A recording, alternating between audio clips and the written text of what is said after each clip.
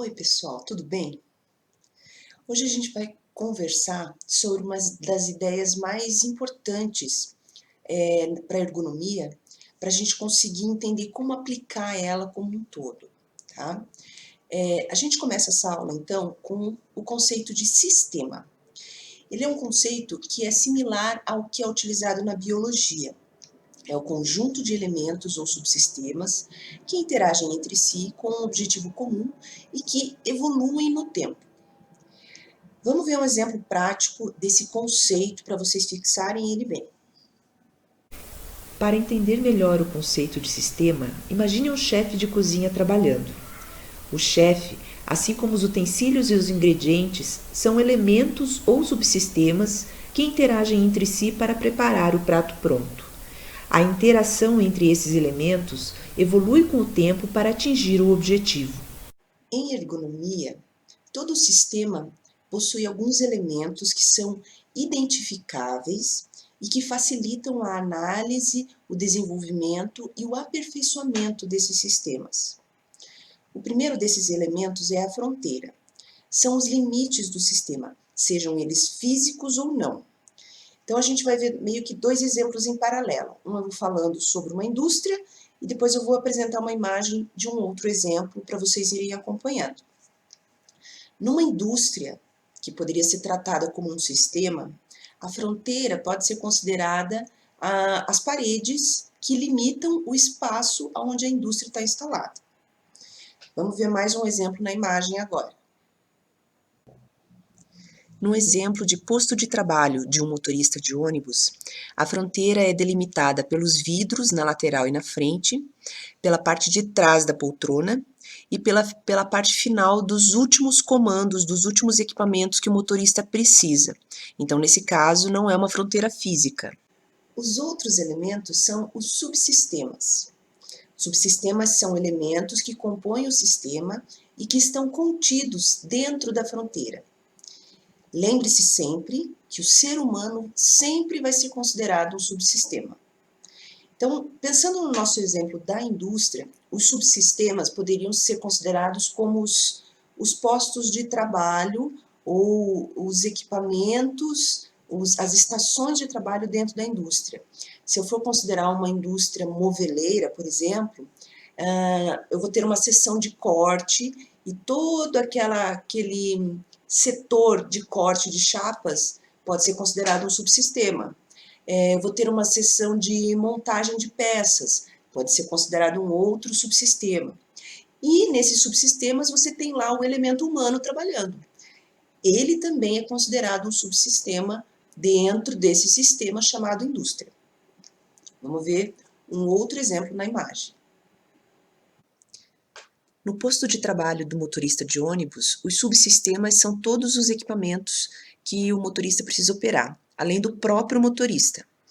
Ele tem o subsistema cadeira, que ele precisa regular e adaptar a ele. Ele tem o subsistema volante e direção do veículo. Ele tem o subsistema de abertura e fechamento de portas. Então, ele tem vários subsistemas que ele precisa controlar. Outro elemento são as interações, que são as relações entre os subsistemas. Então, nesse nosso exemplo da indústria, as chapas são cortadas num setor e vão para um outro setor para serem agrupadas, montadas. Então, as interações são as relações entre esses dois setores, entre os dois subsistemas, certo? Vamos continuar vendo outro exemplo também. No posto de trabalho do motorista de ônibus, as interações ocorrem entre o subsistema motorista e os demais subsistemas que compõem esse sistema. O outro elemento que a gente vai ver são as entradas. Eles são os insumos ou variáveis independentes do sistema. Nesse nosso exemplo da indústria, as entradas são as chapas, os parafusos, as ferragens, enfim, todo o material que entra na indústria para ser transformado num móvel. Vamos ver agora como são as entradas no nosso outro exemplo. No posto de trabalho do motorista de ônibus, as entradas são os passageiros com necessidade de deslocamento. O próximo elemento são as saídas. São os produtos ou as variáveis dependentes do sistema. Na nossa indústria de móveis, o que seria a saída? O móvel pronto, o móvel que foi fabricado. É o resultado de todo o trabalho que houve dentro daquele sistema. Vamos ver novamente o nosso segundo exemplo. No posto de trabalho do motorista de ônibus, as saídas são os passageiros chegando ao seu destino. O próximo elemento é o processamento. São as atividades desenvolvidas pelos subsistemas que interagem entre si para converter as entradas em saídas. Então, na nossa indústria de móveis, o processamento são todos os trabalhos que são realizados dentro da indústria para transformar aquela matéria-prima, as chapas, as ferragens, os parafusos, em móveis prontos. Então, eu tenho dentro do processamento uma série de ações que se realizam. Tem a ação de cortar, tem a ação de lixar, a ação de parafusar, a ação de instalar um determinado sistema, uma ferragem. Então, normalmente o processamento é determinado por ações, ok? Vamos ver como acontece isso no nosso outro exemplo também. No posto de trabalho do motorista de ônibus, o processamento é o deslocamento do veículo, que é provocado pelas ações realizadas pelo motorista interagindo com os seus subsistemas. O último elemento é o ambiente. São as variáveis que se situam dentro ou fora da fronteira e que podem influir no desempenho do sistema. Vamos pensar no nosso exemplo da indústria. O que pode ser um fator ambiental que pode interferir no desempenho do sistema? Uma tempestade pode provocar uma queda de energia, por exemplo. Então, a energia, ela é um insumo, ela é uma entrada, mas a tempestade é um fator ambiental externo que pode influenciar no desempenho desse sistema.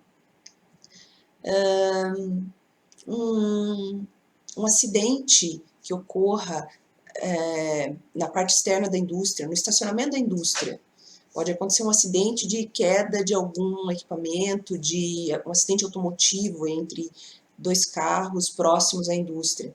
Isso pode impedir a entrada dos funcionários, pode impedir a entrada de material.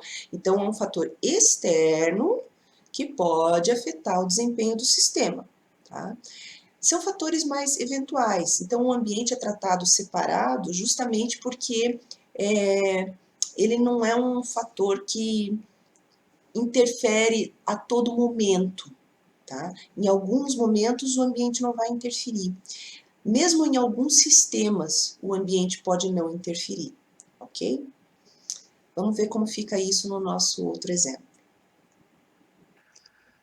No posto de trabalho do motorista de ônibus, o ambiente é o trânsito que interfere no processamento, na velocidade do veículo, no número de paradas, no tempo de deslocamento. Agora vamos ver se você entendeu. Eu vou mostrar para vocês um vídeo de um outro sistema, que não tem nada a ver com esses dois exemplos que a gente já viu. E você vai identificar para mim quais são os elementos desse sistema. Vamos lá!